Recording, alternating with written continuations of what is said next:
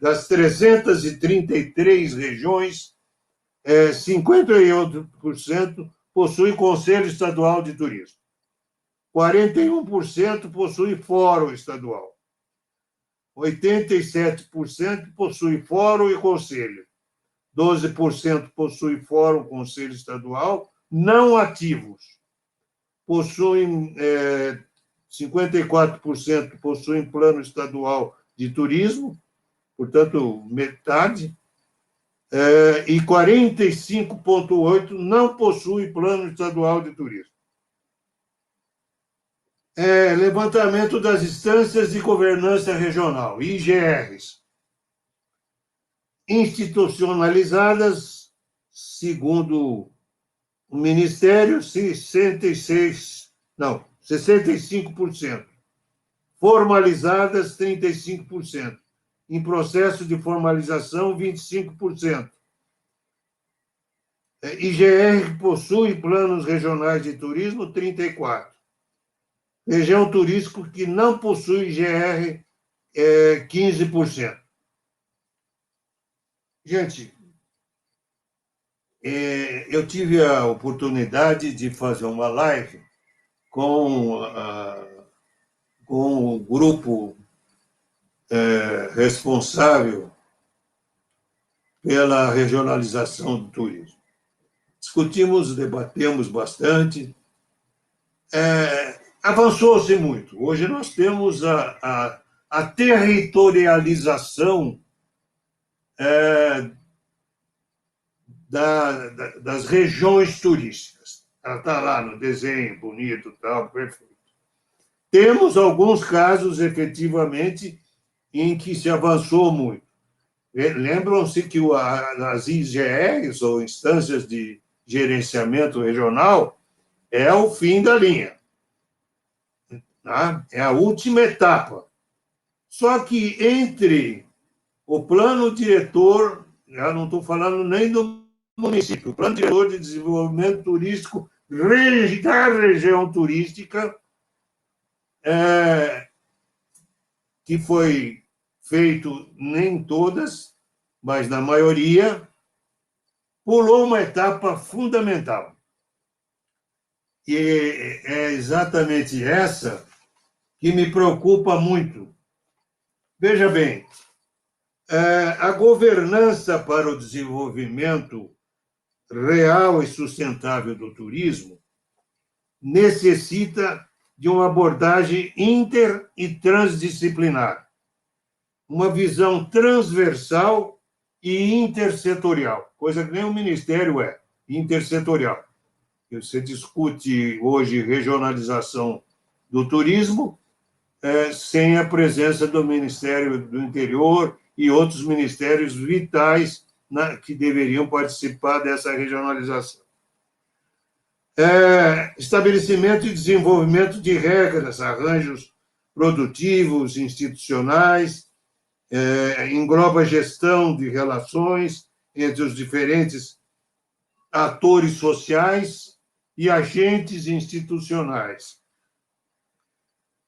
Então, é importante se colocar que as características comuns nas definições de governança. Primeiro, governança não é governo. Implica menor compartilhamento, controle governamental e envolve múltiplos atores.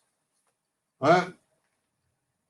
Então, concluindo, o que eu realmente me preocupei? Essa etapa da clusterização, que não aconteceu, salvo raríssimas exceções, que é a clusterização horizontal, que dá o fomento e a criação e dinamização das redes de relacionamento entre os diferentes agentes institucionais e sociais, a clusterização vertical, que é resultante do relacionamento e da cooperação entre os diferentes agentes da cadeia produtiva do turismo, e a clusterização expandida, que pressupõe a criação, a dinamização de uma rede de relacionamentos interpessoal, interorganizacional entre o destino e os polos emissores, distribuidores e receptores de turistas, os consórcios municipais, etc. Então, gente, isso é fundamental. É a crítica que eu tenho feito, tá? Portanto, não foi ainda consolidado a regionalização, plano de regionalização do país.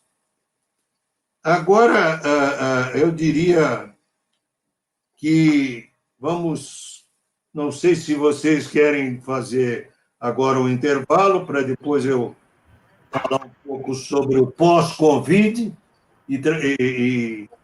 que seria a segunda etapa da exposição. Herbert vai fazer aí as considerações dele, né? Certo, colega? E depois eu vou ler aqui as perguntas para o senhor, tá? Bom.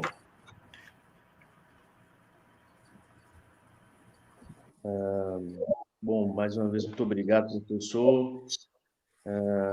Suas afirmações são contundentes e nos provocam, como sempre.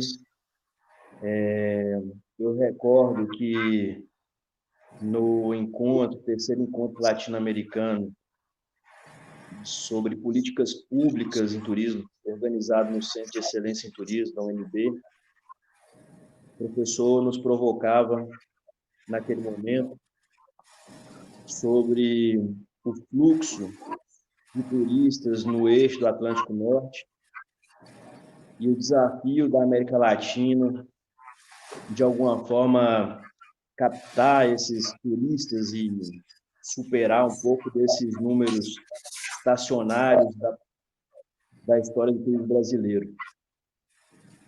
O professor trazia a evidência, o nosso desafio com as questões fiscais relacionadas ao diesel, trazia a provocação sobre o desafio de uma integração maior, tal como falava por último, em termos de articulação intersetorial e institucional nas instâncias de governança, o diálogo entre as diversas redes que nós temos no Brasil. Nesse momento, tudo parece prioritário. Pergunta ao professor, eu acho que é importante esse seu olhar. Se falava sobre a importância das parcerias público-privadas e dessa relação das IGRs e do processo de conclusão, de consolidação do processo de consolidação.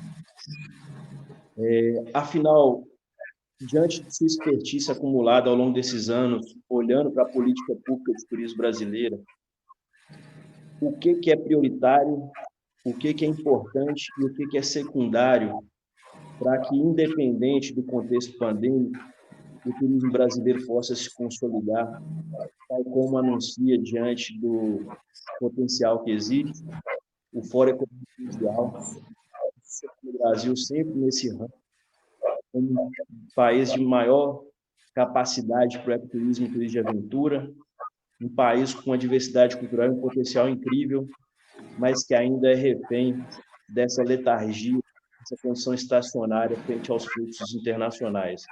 Óbvio que agora, com a pandemia, reduziu drasticamente. Perfeito. Você me dá a oportunidade, Herbert, de colocar já o que eu faria, e creio que deve ser feito imediatamente, já considerando o pós-Covid. Nós precisamos urgentemente trabalhar um projeto que eu tenho chamado de multidestino. O que vem ser isso? É você trabalhar o seu estado no sentido de detectar as regiões turísticas, num primeiro momento, até 250 quilômetros, que dá para ir e voltar, eventualmente, ou ficar 2 dias. E de carro, porque ônibus ainda tem problemas de distanciamento e fica difícil. Avião, não temos uma rede que permita ainda, e é outro ponto importante do multidestinos, lá, nós temos o aeroporto Uber de Brasília, que distribui para todos os estados do Norte e do Nordeste, Sul, Sudeste. Temos São Paulo, e as conexões são muito complicadas, os slots muito mais ainda. Então, o atual presidente do Conselho das Empresas Aéreas, foi meu orientando de doutorado, e eu tenho discutido muito com ele sobre isso. E ele diz da dificuldade de se mexer nessa malha aérea, porque depende da IATA, depende de órgãos internacionais, às quais as empresas estão, de uma certa forma, comprometidas, e, enfim, por uma série de razões, uma delas já resolvidas, que era o imposto incidente o pouso, a decolagem, os serviços de terra e o ICM do combustível, que hoje está absolutamente normalizado em todo o país. Havia uma defasagem de estado para estado, o que dificultava muito. Agora não, foi realmente resolvido isso.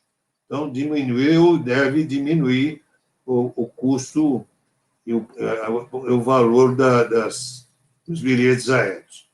Então, eu acho que nós temos que trabalhar, começando pelos nossos estados, buscando a oferta turística de cada estado, trabalhar melhor isso.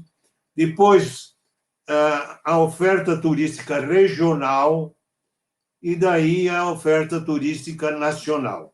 Nós temos que começar a trabalhar com muito afinco, com muita decisão e competência o turismo doméstico, o turismo interno, que chegou a quase 90 milhões.